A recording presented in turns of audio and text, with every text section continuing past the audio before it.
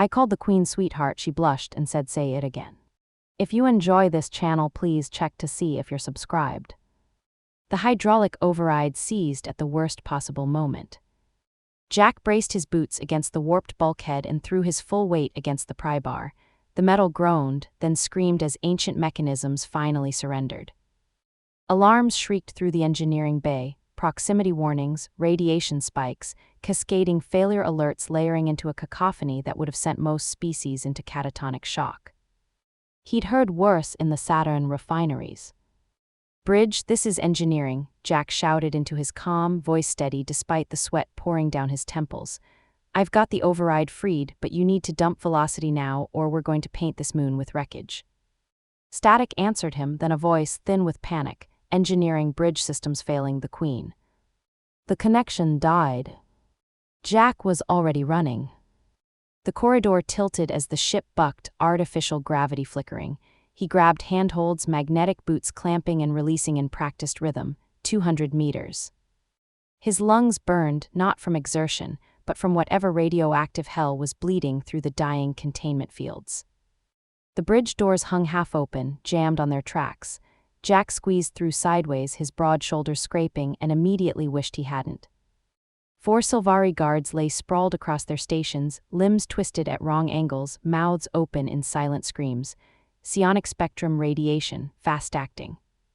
It targeted their active neural pathways, frying their fragile synaptic networks instantly while leaving denser organic matter untouched. High Queen Therael stood frozen at the command throne, one delicate hand extended toward a console she'd never reach. Her forest green hair floated in the failing gravity, crown askew. Those enormous eyes, silver irises with vertical pupils, locked onto Jack with something between relief and terror. "The gel cradle," Jack barked, already moving. He didn't wait for permission, didn't slow for protocol. He grabbed her around the waist. She weighed maybe 90 pounds in Earth gravity, felt like holding a bundle of hollow branches, and half carried, half threw her toward the emergency crash pod. The transparent lid hissed open. Therael scrambled inside, surprisingly graceful despite her obvious panic. Jack slammed the activation sequence. The gel matrix began flowing, blue and luminescent, designed to cushion Sylvari physiology through high-G maneuvers. A red light blinked, then stayed red. "No," Jack's fingers flew across the manual override panel. "No, no, no." The magnetic lock had failed. The clamp that would seal the pod shut hung loose, motors fried by the same radiation surge that killed the guards. Math ran through Jack's head with crystal clarity. Impact in 40 seconds, deceleration forces approaching 120 GTK for approximately 3 seconds. Followed by whatever secondary impacts came from hitting a planetary surface at terminal velocity. The gel cradle would save Therael. If the lid stayed closed. Jack wedged the pry bar under the clamp mechanism and leveraged it down with every ounce of strength his high-gravity bones could muster. The metal groaned. Not enough. The angle was wrong. 20 seconds. He dropped the bar and grabbed the clamp with both hands, bracing his right boot against the pod's base and his left against the bulkhead. His muscles screamed as he pulled downward, arms shaking, shoulders burning.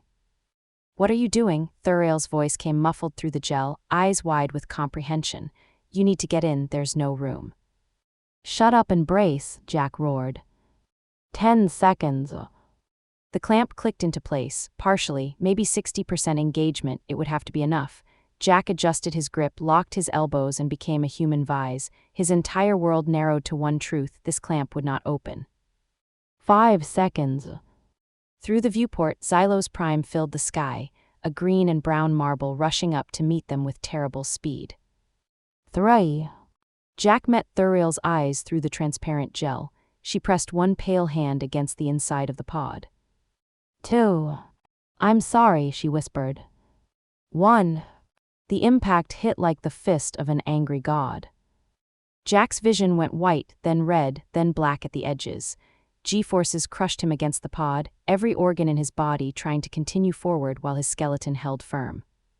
He felt ribs creak, felt blood vessels burst in his eyes, felt his grip on the clamp slipping. No.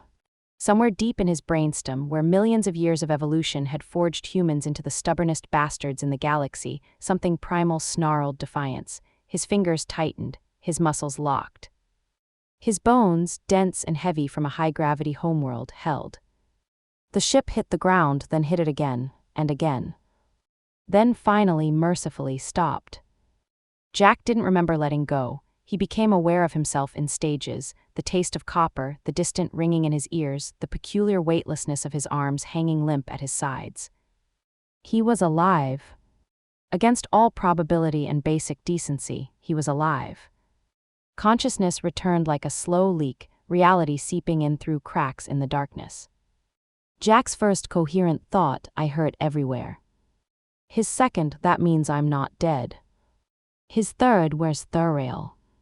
He forced his eyes open. The bridge, what remained of it, had been compressed into something resembling abstract art, twisted metal, shattered consoles, and the acrid stench of burned insulation. Emergency lighting flickered weakly, casting everything in seizure-inducing strobes of red. The gel cradle sat 3 feet to his left, remarkably intact. Through the blue-tinted gel, he could make out Therael's silhouette perfectly still. Jack tried to stand. His legs had other opinions. He compromised by rolling onto his side, then his hands and knees. Blood dripped from somewhere on his face, several somewheres actually. A jagged piece of hull plating had carved a neat line across his forearm, and his left shoulder felt like someone had taken a sledgehammer to it. But he could move. All major parts responded. He crawled to the pod and slapped the emergency release. The gel drained with a wet sucking sound, and the lid hissed open. Therael gasped, coughing up blue residue, her whole body convulsing. "Easy," Jack said, surprised his voice still worked. "Easy, you're okay, just breathe." Her eyes found his, pupils dilated with shock. The guards. Dead? Jack didn't sugarcoat it. He'd already checked their stations during his crawl. 4 bodies, 4 shattered rib cages. Hollow bones met sudden deceleration equaled physics doing what physics does. "I'm sorry." Therael's face crumpled, grief and horror warring for dominance. Then, with visible effort, she locked it down, royal training reasserting itself. "What's our situation?" Alive but stranded, Jack pushed himself upright, using the pod for support. Every muscle protested. "I need to see what we've got for supplies." He made his way aft, moving through the wreckage with practiced efficiency. Years working salvage operations had taught him what to look for: anything sealed, anything shielded, anything that might have survived the crash intact.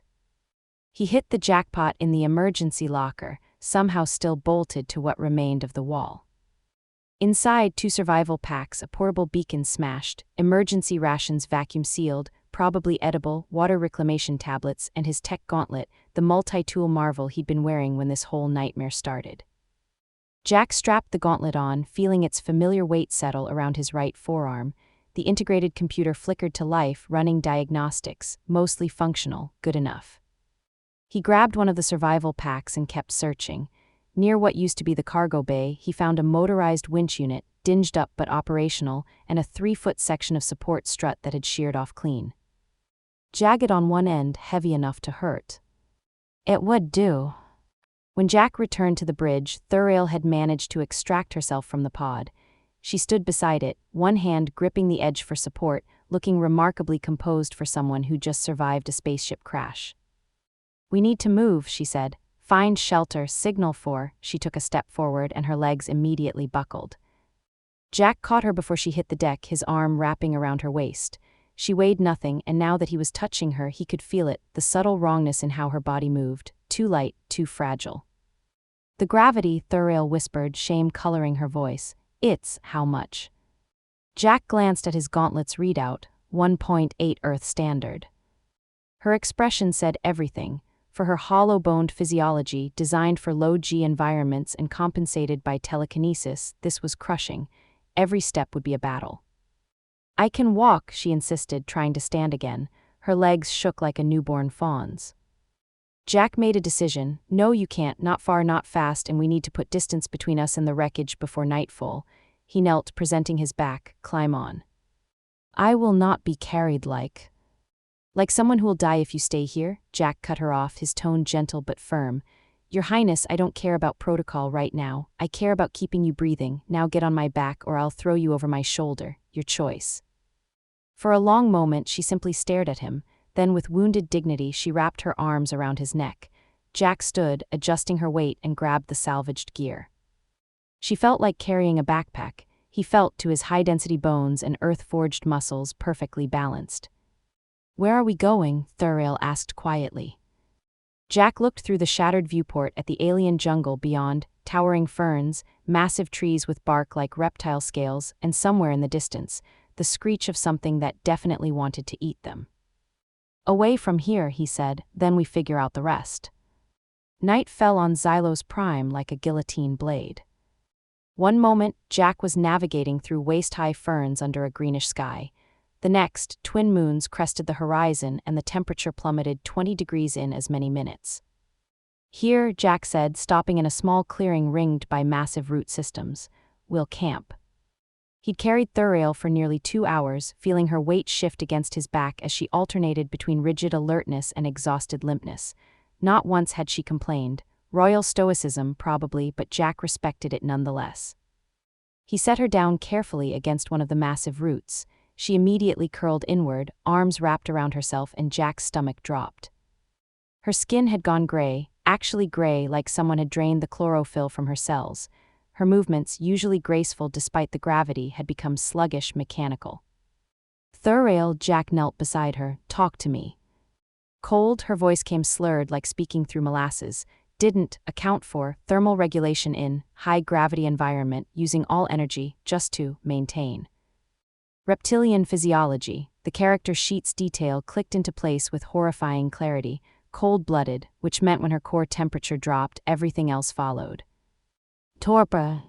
Jack tore open the survival pack. Emergency blanket, basically metallic foil designed to reflect body heat. He wrapped it around her shoulders, but she barely reacted. Her pupils had contracted to pinpoints, respiration shallow and slow. "Not enough," Jack muttered. The math was brutal, her body temperature dropping, metabolic processes slowing, and the night was just getting started. In another hour, she'd slip into full torpor. In this environment, that meant death. He needed a heat source. His gauntlet had a small plasma torch, but it was designed for welding, not sustained warmth. Running it continuously would drain the battery in minutes. Unless... Jack looked down at himself, at the way his breath fogged in the frigid air, at the sweat still cooling on his skin despite the temperature. Humans ran hot, literally. Their ridiculous metabolic rates generated constant excess heat, burning calories even at rest. He was a furnace. She was freezing. "Therael, I need you to listen." Jack gripped her shoulders, feeling how cold her skin had become even through the foil. "This is going to be uncomfortable, but I need you to trust me." She managed the barest nod. Jack unzipped his heavy jacket, the one thing that had kept him comfortable in the ship's climate-controlled environment, and pulled Therael against his chest before wrapping the jacket around both of them. The foil blanket went over everything, creating a makeshift thermal tent. Therael gasped, her whole body went rigid, a full-body flinch like he'd pressed her against a hot stove. That's... "I know," Jack said quietly, "just breathe, let your body adjust." It took 3 minutes of her shaking against him before she stopped fighting it, 3 minutes of Jack holding perfectly still, letting his core temperature of 98.6 degrees Fahrenheit do its work. Then, slowly, she relaxed. Then she burrowed.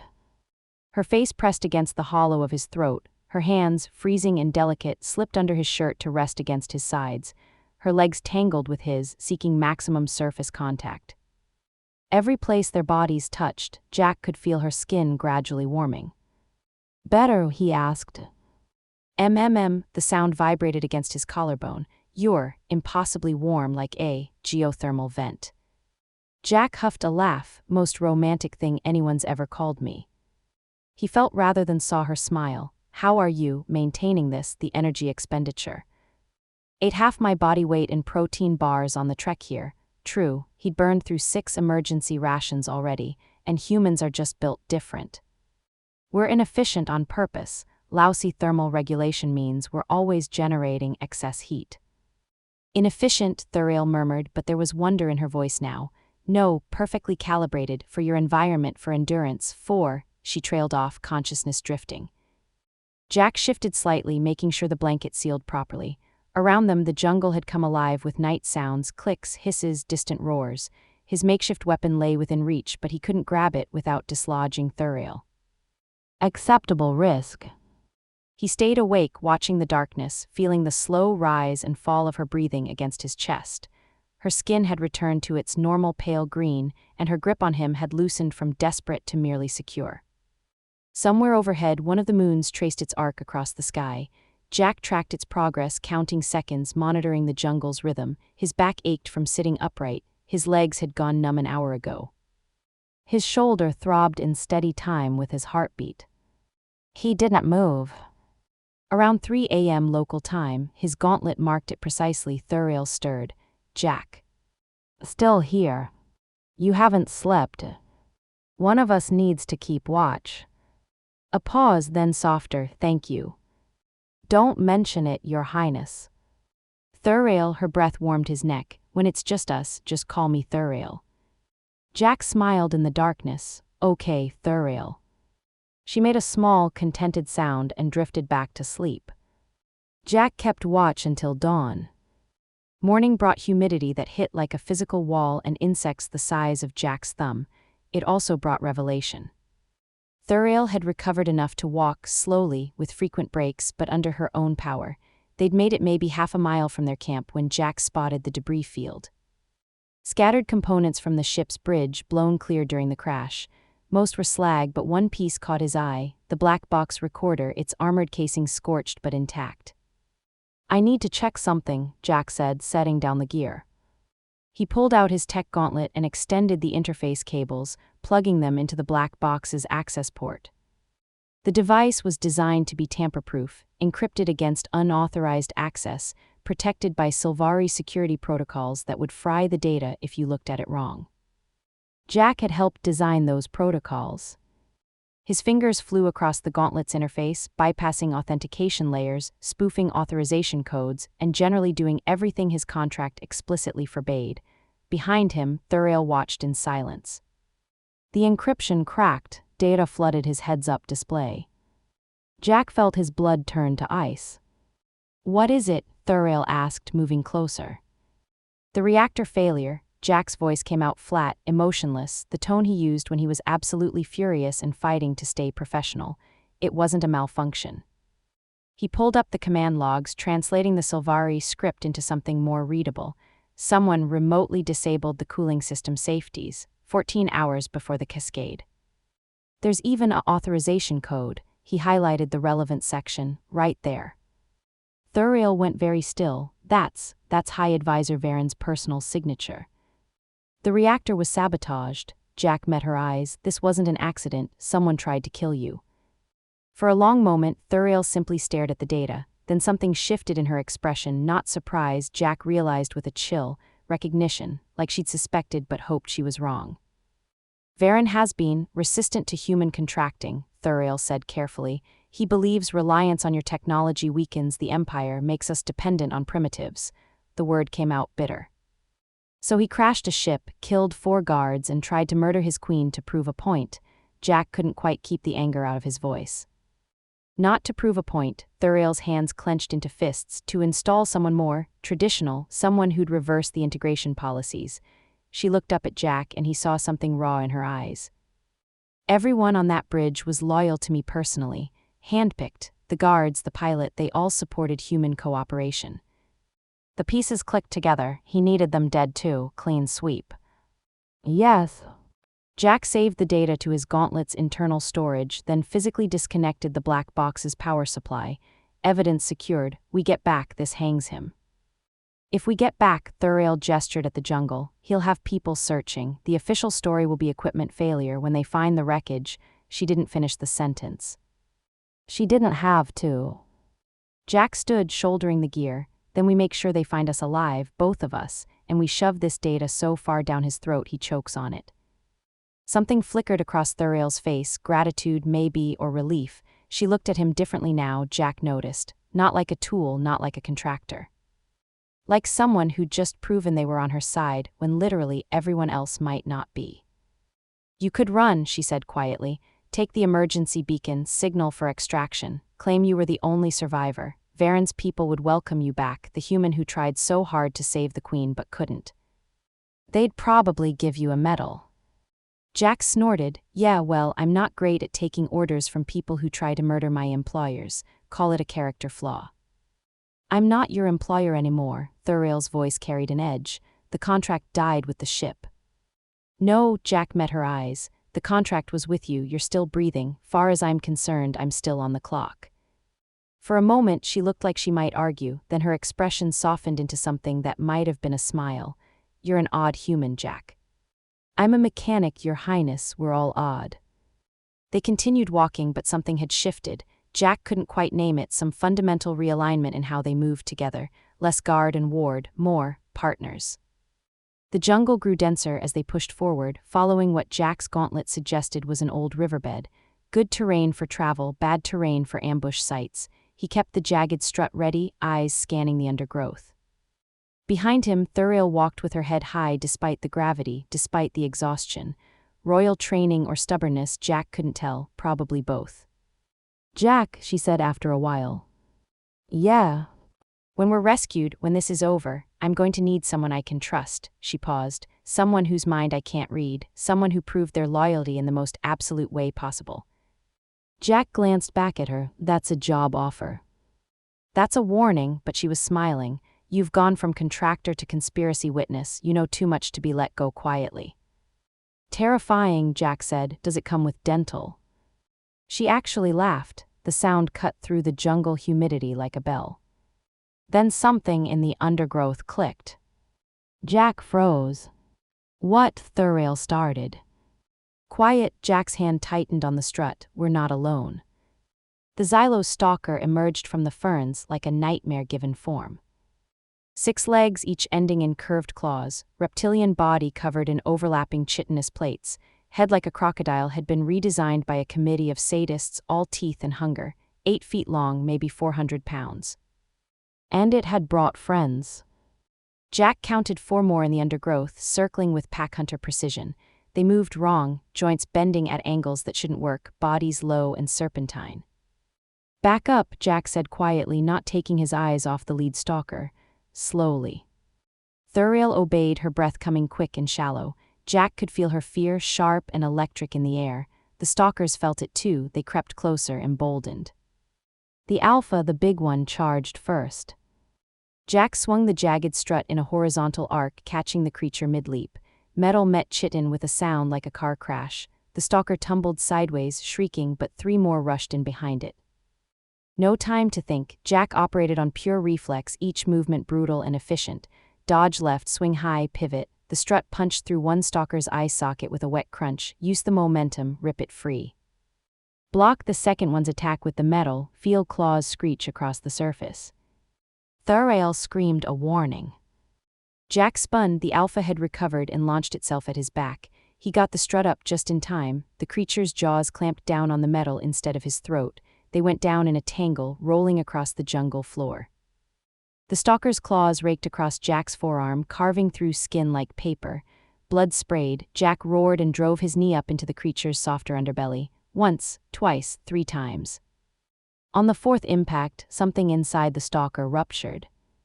It loosened its grip. Jack didn't hesitate. He reversed the strut and drove the jagged end down through the roof of the creature's mouth. There was resistance, then a terrible giving way. The stalker convulsed and went still. Jack staggered upright, breathing hard. Blood poured from the gashes on his forearm, deep ones, showing white bone beneath red meat. His vision swam. Adrenaline was alone, and biology always collected with interest. The remaining stalkers took one look at their dead alpha and vanished into the undergrowth. Jack turned toward Therael, intending to check on her, to make sure she was unharmed. She stood frozen, back pressed against a tree, eyes rolled back until only the whites showed. Her chest heaved with hyperventilation, her hands clawed at her own throat. Panic attack. Hey, Jack stumbled toward her, dropping the blood-soaked strut. Therael, look at me. She didn't respond, completely locked in her own mind, drowning in terror. Jack grabbed her face with both hands, his blood smearing across her cheeks. Hey, look at me, breathe, sweetheart, you're safe. The endearment slipped out without thought, pure instinct, the kind of thing you said to someone you were trying to pull back from the edge, but the effect was immediate. Therael's eyes snapped forward, focused, locked onto his face with laser intensity. Her pupils, which had been contracted to pinpoints, dilated, the whites receded. Her voice broke. I couldn't. You're okay. Jack kept his hands on her face, gentle despite the blood and the shaking. You're safe, I've got you. For 3 seconds she simply stared at him, then in a whisper so soft he almost missed it, say it again. Jack blinked. What? What you called me? Her eyes searched his, desperate and raw. Say it again. Understanding clicked into place. That word, sweetheart, had cut through the panic like a blade through fog, had given her something to anchor to. Had sounded, maybe, like someone cared. You're safe, sweetheart, Jack said quietly. I've got you. Therael closed her eyes, breathed. When she opened them again, the panic had receded, replaced by something Jack couldn't quite name. Vulnerability, gratitude, something deeper. No one's called me that before, she said. Never. She shook her head. Queens don't get pet names, endearments, we get titles, honorifics, a bitter smile, formal address. Jack suddenly became very aware that he was still holding her face, that his blood was on her skin, that she was looking at him like he'd just handed her something precious. He should probably step back, maintain professional distance, remember the power dynamic. He didn't move. Well, Jack said, get used to it, because that's what I'm calling you now. Why? Because you're not just the queen right now. Jack's thumb brushed across her cheek, inadvertently smearing the blood further. You're someone I pulled out of a crashed ship, someone I carried through a jungle. Someone I'm going to keep alive even if it kills me. He paused, and you need to be more than a title to me for that to work. Therael's hand came up to cover his, her skin, still cool despite the morning heat, pressed against his overheated palm. You're bleeding. I'll live, probably. The gashes on his forearm looked bad, but he'd had worse in the refineries. Let me help. She gently pulled his hand away from her face. Sit, I have enough psionic strength left to assist. Jack sat, mostly because his legs were starting to wobble, blood loss and adrenaline crash combining into a potent cocktail. Therael knelt beside him, inspecting the wounds with clinical precision. This needs stitches, she said. Emergency pack, should have a medical kit. She retrieved it, efficient despite the gravity. Jack watched her work, pulling out synthetic thread, a curved needle, antiseptic pads. Her hands shook slightly, but her face was composed. I've never done field medicine before, Therael admitted. First time for everything. Jack laid his arm across his knee, exposing the worst of the damage. Just thread it through the skin, pull tight, tie it off. Can't be worse than what I'd do myself. She swallowed hard, then set to work. To her credit, Therael didn't flinch. Each stitch was precise, careful. Where her fingers touched his skin, Jack felt a strange coolness, not cold but soothing, numbing. You're using telekinesis, he realized, holding the wound closed. And managing your pain response. She didn't look up from her work. I can't do much, but I can do this.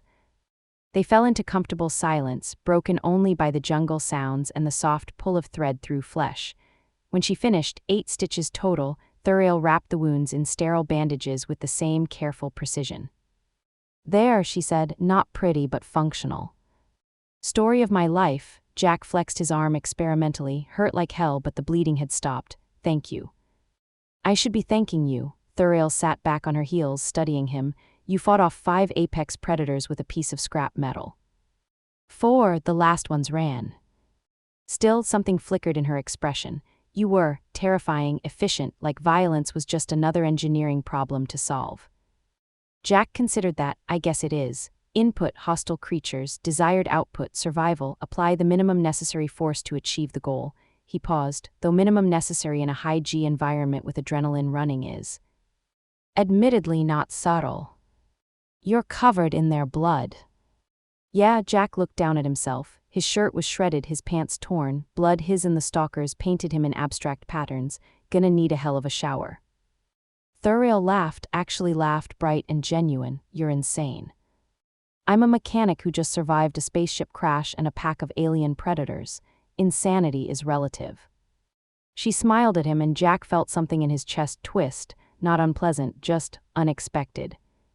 They needed to keep moving, find shelter, signal for rescue, stay alive. But for just a moment, sitting in the jungle with blood on his hands and a queen looking at him like he was human rather than a tool, Jack let himself breathe. "Come on, sweetheart," he said, standing and offering his hand. "We've got ground to cover." Therael took his hand without hesitation. They walked deeper into Xylos Prime together. Jack hissed through his teeth as the needle punched through skin. His forearm was a mess, ragged punctures where the stalker's jaw had clamped down, blood still oozing despite the crude field dressing he'd managed. The suture kit from the survival pack was designed for Sylvari physiology, which meant the needle was too fine and the thread too delicate, but it was what he had. "Stop," Therael said, her voice sharper than he'd heard since the crash. Jack glanced up. She was sitting cross-legged on the salvaged thermal blanket, her posture rigid with concentration. Her eyes, brilliant amber in the firelight, were fixed on his arm. "I need to finish this before." "I said stop." She extended one pale hand, fingers trembling slightly. "Hold the edges together." Jack frowned but obeyed, pinching the wound closed with his good hand. The pain was immediate and sharp, but he'd felt worse, much worse. Therael closed her eyes. The air around them seemed to thicken, becoming heavy with an electric charge that made the hair on Jack's arms stand up. He felt something, a pressure against his mind, like fingers pressing gently against a locked door. It didn't hurt, but it was profoundly uncomfortable, an alien presence brushing against the edges of his consciousness. Then the pressure shifted, moving down to his arm. The skin beneath his fingers grew warm, not burning, but noticeably heated. When he risked a glance down, he saw the wound edges were pressed together more firmly than his grip alone could account for, held by an invisible force.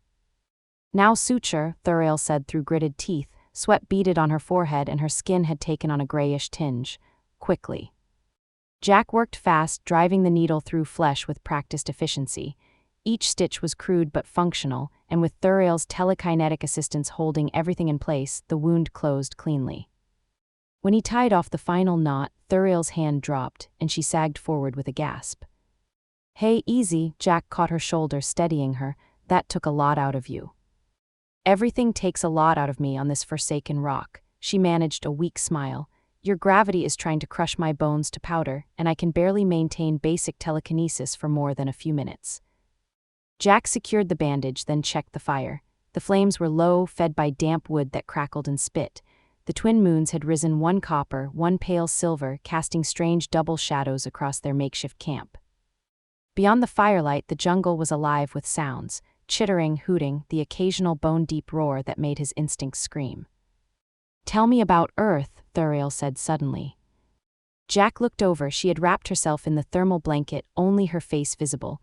In the firelight, with her guard down and her regal bearing softened by exhaustion, she looked younger, vulnerable. "What do you want to know?" "Is it all like you, all humans, I mean?" She paused, choosing her words carefully. "This, resilient." Jack barked a laugh, the sound harsh in the quiet night. "I'm just a mechanic, Your Highness. You should see the soldiers." "Just a mechanic," she repeated, and something in her tone made him glance over. She was staring at him with an intensity that had nothing to do with her psionic abilities. "You held a mag clamp closed through 100G deceleration. You've walked for 2 days in gravity that would cripple any of my guards. You killed an apex predator with a piece of scrap metal." She leaned forward slightly. "And you did all of it while protecting me. That's not just anything." Jack felt heat creep up his neck, and it had nothing to do with his body temperature. "I was doing my job." "Your job was systems architecture," Therael countered. "Not bodyguard, not whatever this is." She gestured at the camp, the jungle, the blood on his clothes. "Yeah, well," Jack prodded the fire with a stick, sending sparks spiraling upward. "Contract probably has some clause about reasonable protection of assets or something." "I'm an asset now." The question hung between them, loaded with something Jack couldn't quite name. He met her gaze and found himself caught there, amber eyes reflecting firelight, intelligent and searching, and entirely too aware. "No," he said finally. "No, you're not." Therael smiled then, small and genuine. "Tell me anyway about Earth." So he did. He told her about blue skies and oceans that stretched to the horizon, about cities that climbed into the clouds and farms that rolled across continents, about the staggering diversity of climates and cultures and peoples, all crammed onto one chaotic, beautiful, frustrating world. Therael listened, asking questions that revealed a sharp, curious mind. She wanted to know about the gravity, the temperature ranges, the way humans adapted to different environments. She was especially fascinated by the concept of seasons. The Sylvari homeworld maintained near-perfect climate control, and the idea of weather that changed dramatically over time seemed almost fantastical to her. "We used to be nomadic," Jack explained, adjusting the blanket around her shoulders when she shivered. "Following food sources, migrating with the seasons. That's probably where we get the restlessness from. We're not meant to stay in one place." "Is that why you left Earth, the restlessness?" Jack considered the question. "Partly. Mostly I wanted to see what was out there, wanted to build things that mattered, fix problems nobody else could solve." He gestured at the jungle surrounding them. "Didn't expect to end up here, though." "Do you regret it?" The question was quiet, almost hesitant. Jack looked at her, really looked, at the way she held herself despite obvious exhaustion, at the keen intelligence in her eyes, the vulnerability she was trusting him with, at the woman beneath the crown.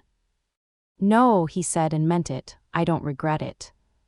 Therael's expression softened. She shifted closer, and Jack felt the now familiar weight of her leaning against his side, seeking his warmth in the freezing jungle night. He adjusted automatically, making room, and felt her relax against him. "Jack, yeah. Thank you for all of this." He looked down at the top of her head at forest green hair catching firelight. "Anytime, Your Highness." She didn't correct him this time, just closed her eyes and let herself rest, trusting him completely. Jack kept watch through the night, feeding the fire and listening to the jungle, and if his hand came to rest on her shoulder, protective and steady, neither of them mentioned it. Dawn broke gray and cold over Xylos Prime. Jack had been awake for 6 hours, planning their route up the cliff face that loomed before them like a brutal promise. The beacon was up there, he could see its blinking red light even in daylight, a distant spark on the plateau 300 feet above. The cliff itself was weathered stone, pockmarked with handholds but treacherous, wet from overnight condensation. Under Earth's gravity, it would be a challenging climb. Under 1.8 g with an injured arm and a passenger, it was borderline suicidal. Jack had done suicidal before, usually worked out. "Explain to me again why we can't wait for rescue down here," Therael said. She was gnawing on a protein bar from the survival pack, her face twisted in disgust at the bland human rations. "Because the fleet doesn't know where we are," Jack said, checking the motorized winch one more time. The device was rated for 1/2 a ton at standard gravity, should be enough, but the math got uncomfortable when he factored in the additional pull. "The beacon has a range of maybe 50 miles in this terrain. We need altitude." "And if we fall?" "We don't fall." Therael looked up at the cliff, then at Jack. "That's not particularly reassuring." "Best I've got." He held up the harness he'd rigged from cargo straps and survival cord. "This goes around you, you're on my back, arms around my neck, legs locked around my waist, don't let go no matter what." "This is insane." "Yeah, well, insane's been working for us so far." Getting her strapped in took longer than expected. The harness had to be tight enough to support her weight, but not so tight it restricted his movement or crushed her fragile Sylvari bones. By the time Jack was satisfied, Therael was pressed against his back like a second skin, her breath warm against his neck. "Comfortable?" he asked. That's not remotely the word I'd use, but her arms tightened around him, trusting. "Don't drop me." "Wouldn't dream of it, sweetheart." He felt her breath catch at the endearment, felt her fingers curl against his chest. Then he was moving, driving the winch's piton into a crack in the stone and beginning the ascent. The first 100 feet went smoothly. The winch motor whined but held, and Jack found decent handholds. The weight on his back was significant but manageable. Therael was light by human standards, even with the harness and survival pack. His muscles burned with the effort of fighting the gravity, but that was familiar, manageable. Then, at 150 feet, the motor started smoking. "Jack," Therael's voice was tight with fear. "I see it," he could smell it too, electrical fire, insulation melting. The winch was overheating, the motor struggling against the relentless pull of Xylos Prime's gravity. "Hang on." He increased his pace, scrambling upward with controlled urgency. The motor's whine pitched higher, more desperate. Smoke billowed from the housing. Jack's fingers found purchase on increasingly questionable holds, crumbling stone, damp moss, narrow cracks that barely supported his weight. At 280 feet, the motor seized with a sound like grinding teeth, then died completely. Jack, Therael's arms tightened, nearly choking him. "I've got you," he gasped, fingers screaming as they dug into stone. Not letting go, never letting go. He free-climbed the remaining 20 feet on pure stubbornness. No winch, no safety line, just his hands, torn and bleeding, finding holds that shouldn't exist. His muscles tore, he felt the familiar burning that meant he was pushing past sustainable limits, doing damage that would take weeks to heal properly. The injured arm throbbed with every pull, stitches straining. His vision grayed at the edges from exertion and oxygen debt. Therael was silent on his back, barely breathing, her face pressed against his shoulder. He felt her trembling, or maybe that was him, hard to tell anymore. 50 feet, his fingers were bleeding freely now, painting red smears on pale stone. 40 feet, his right shoulder gave a concerning pop and went partially numb. 30 feet. He could hear Therael whispering something, a prayer maybe, or just his name repeated like a mantra. 20 feet. 10. Jack's hand closed on the edge of the plateau, and he hauled them both over with a final, desperate surge of strength. They collapsed onto wet grass, Jack on his stomach, Therael still strapped to his back. He couldn't move, couldn't think. Could barely breathe. Jack, Therael's voice was muffled against his shoulder. Jack, say something. Made it, he managed. We made it. You're an idiot, but her voice cracked and he felt wetness that wasn't rain on his neck.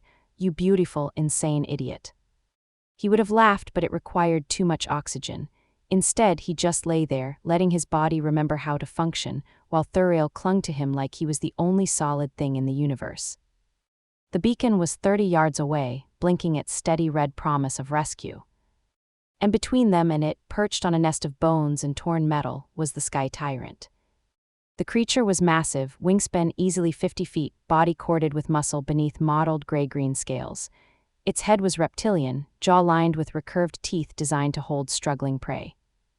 6 eyes, arranged in pairs, fixed on them with predatory focus. It opened its beak and screamed, a sound that shook the air and rattled Jack's bones. Of course, Jack muttered, fumbling for the jagged strut he'd strapped to his pack, because this day wasn't hard enough already. The Sky Tyrant mantled its wings and launched itself into the air. Jack's fingers closed on the strut and he rolled sideways, putting himself between the diving predator and Therael. Get to the beacon. I'm not leaving you. That's an order, Your Highness. The Sky Tyrant hit him like a freight train.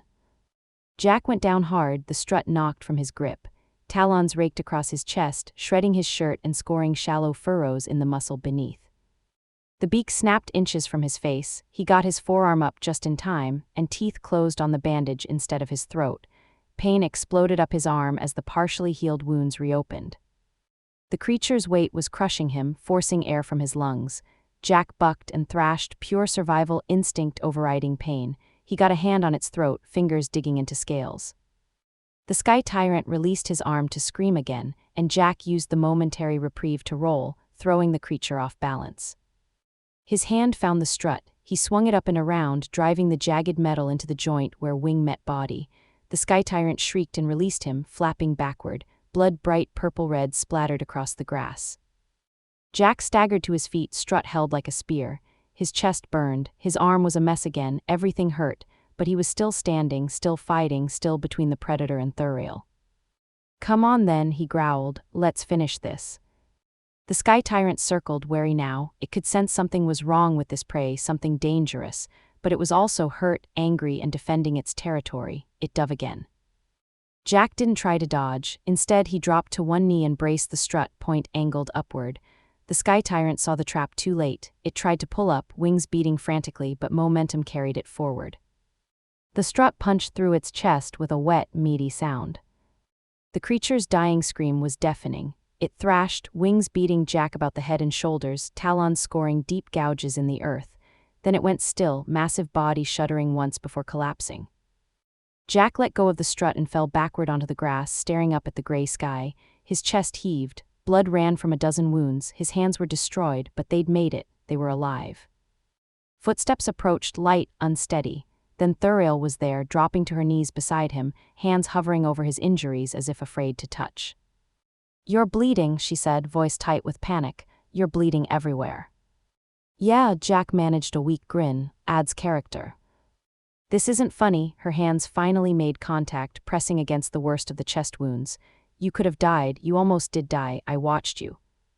But I didn't, he caught her wrist, squeezed gently. Still here, still breathing, still keeping you safe. Therael stared down at him, her face cycling through a dozen emotions too quickly to name. Then she made a sound somewhere between a laugh and a sob. The beacon, we need to activate the beacon. Good plan. Jack tried to sit up, decided that was a bad idea and stayed down. You'll have to do it. I'm just gonna lie here and contemplate my life choices. Therael stood on shaking legs and made her way to the beacon. It took her 3 tries to work the activation sequence. Her hands were shaking badly. But eventually the steady red blink changed to a rapid blue strobe, broadcasting their distress signal across the frequencies monitored by the Sylvari fleet. She walked back and collapsed next to Jack, sitting in the grass and staring at nothing. They stayed like that, side by side, watching the sky for rescue that might never come. Jack. Yeah. When we get back, she trailed off, then started again. If we get back, I'm making you the Royal Engineer, full honors, whatever you want. Jack turned his head to look at her. I don't want honors. Then what do you want? The question hung between them, weighted with meaning. Jack studied her profile, the elegant line of her jaw, the determined set of her mouth, the vulnerability in her eyes that she only showed him. Ask me again when we're not bleeding on a cliff top, he said finally. Therael smiled despite everything. Deal. Above them the beacon continued its urgent strobing, and far in the distance, too faint to see yet, the first Sylvari ships began burning toward the signal. The rescue ships arrived like vengeful gods, sleek vessels of silver and crystal that descended through the clouds with weapons already hot. Jack watched them come, still sprawled in the grass next to the Sky Tyrant's corpse, too exhausted to stand even if he'd wanted to. 3 ships, cruiser-class escorts, he identified automatically, his engineer's mind cataloging their configurations even as his body refused to cooperate. The lead vessel settled onto the plateau with grav-repulsors humming, while the other 2 maintained overwatch positions, bristling with enough firepower to glass the entire clifftop. The boarding ramp lowered, guards emerged, a full squad in ceremonial armor that nonetheless housed serious protective tech. They moved in formation, weapons raised, and Jack felt a distant amusement that they thought formation mattered against one bleeding human who could barely lift his head. Commander Kalen led them, tall and severe in deep blue armor. His pale teal skin had gone almost white with shock as he took in the scene, the dead Sky Tyrant, the blood, and Jack himself, absolutely covered in gore and looking like something that had crawled out of a particularly enthusiastic abattoir. High Queen, Kalen's voice cracked with relief and horror, step away from the primitive, quickly now. Therael, who had been sitting quietly beside Jack, turned to regard the commander with an expression that could have frozen plasma. Excuse me. The human is clearly dangerous, Your Majesty. Covered in blood, surrounded by carnage, we must secure your safety immediately. Kalen gestured, and 4 guards advanced, weapons trained on Jack's center mass. Jack didn't move, couldn't really. His body had finally caught up with the abuse he'd put it through, and every muscle screamed in protest at the mere thought of motion. He watched the guards approach with detached calm. If they shot him, at least he wouldn't have to climb down the cliff. Stand down, Therael's voice cut like a blade. All of you now. Your Majesty, please. I said stand down. Therael rose to her feet with visible effort, swaying slightly in the heavy gravity but maintaining her regal posture through sheer force of will. That human is the only reason I am still breathing. He held a mag clamp closed through a 100G spike. He carried me through 2 days of jungle. He killed the predators that would have torn me apart. She took a step forward, positioning herself between Jack and the guards. And if any of you so much as looks at him wrong, I will have you stripped of rank and posted to the outermost monitoring stations for the rest of your miserable careers. Am I understood? Silence. The guards looked at each other, uncertain. Their queen was defending a human, a primitive, blood-soaked human who looked more like a corpse than a contractor. It violated every protocol, every instinct, every social norm they had. Kalen's mandibles clicked rapidly, a Sylvari nervous tell. Your Majesty, we must follow extraction protocols. You need immediate medical attention. Then provide it. Therael gestured at Jack without looking away from the commander. Start with him. But, did I stutter, Commander? Kalen's skin rippled through several colors before settling on pale resignation. "No, Your Majesty, medical team, attend the human, carefully." The medical staff approached like Jack was a live explosive. To be fair, he probably looked like one face caked with dried blood, chest scored with talon marks, one arm a complete disaster of reopened wounds and shredded bandages. When the lead medic knelt beside him, Jack managed a weak grin. "Hey doc, do I look as bad as I feel?" The medic, a slight Sylvari with silver skin and uncertain hands, stared at him. You're still conscious." "Disappointingly so."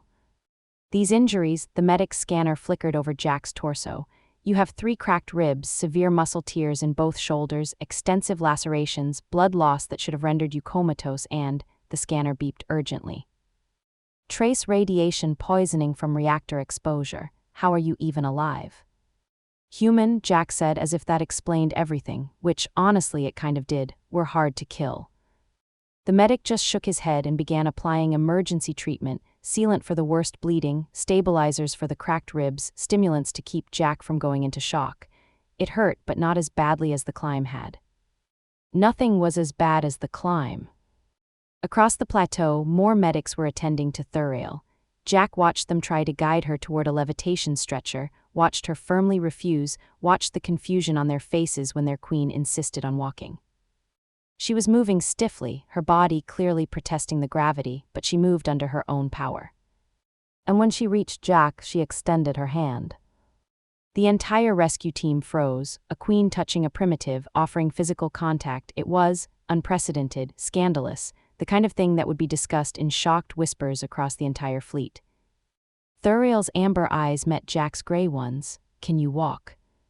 "Maybe." Jack grasped her hand, her delicate fingers disappearing into his bloody palm, and let her help him to his feet. He swayed, vision graying, but stayed upright through sheer spite.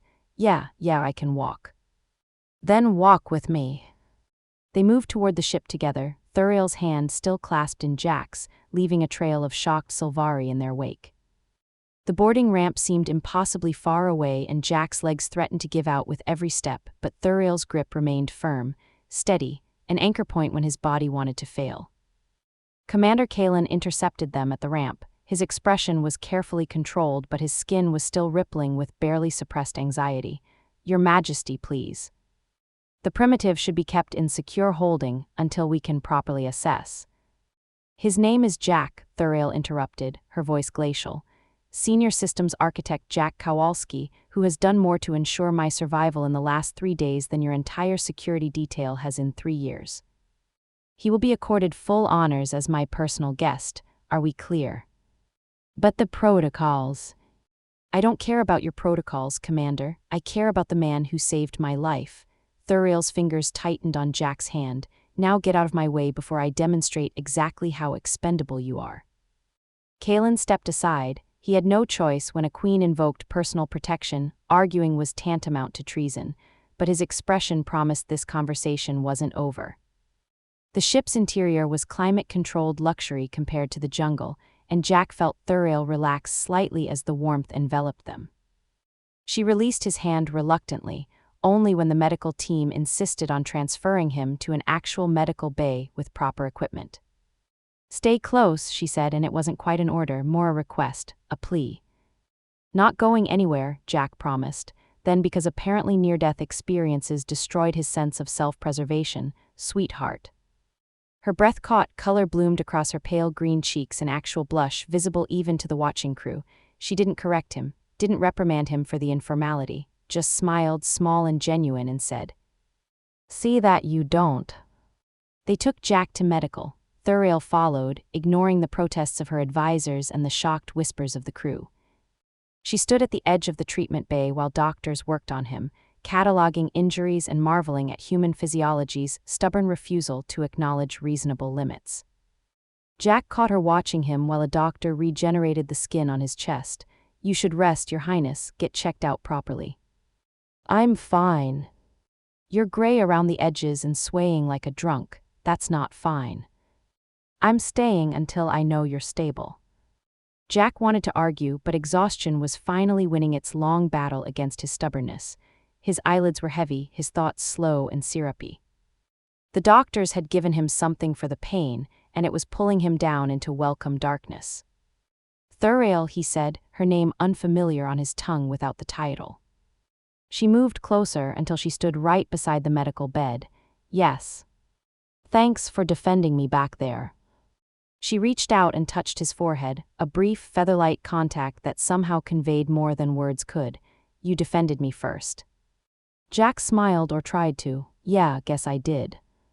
Rest now, I'll be here when you wake. He wanted to tell her that wasn't necessary, that she had royal duties and political machinations to worry about, that she didn't need to waste time on a broken contractor. But the words wouldn't come. Instead, he let the darkness take him, trusting that when he woke, she'd keep her promise. Behind him, he heard Therael speak quietly to Commander Kalen. Have your team prepare the black box data for full analysis. I want to know exactly who disabled the reactor safety. Your Majesty, Kalen said carefully, are you certain? Such an investigation could have significant political ramifications. I'm certain, her voice carried the weight of absolute authority. And Commander, the human stays with me, non-negotiable. As you command, High Queen. Jack slipped into sleep with Therael's words echoing in his mind, and for the first time since the explosion, he felt safe. The Sylvari royal court was designed to inspire awe, vaulted ceilings disappearing into artificial sky, walls of living crystal pulsing with bioluminescence. Jack stood at the center in borrowed clothes, feeling profoundly out of place. High Advisor Varen stood beside Therael's throne, his pale teal skin and sharp features arranged in benevolent concern.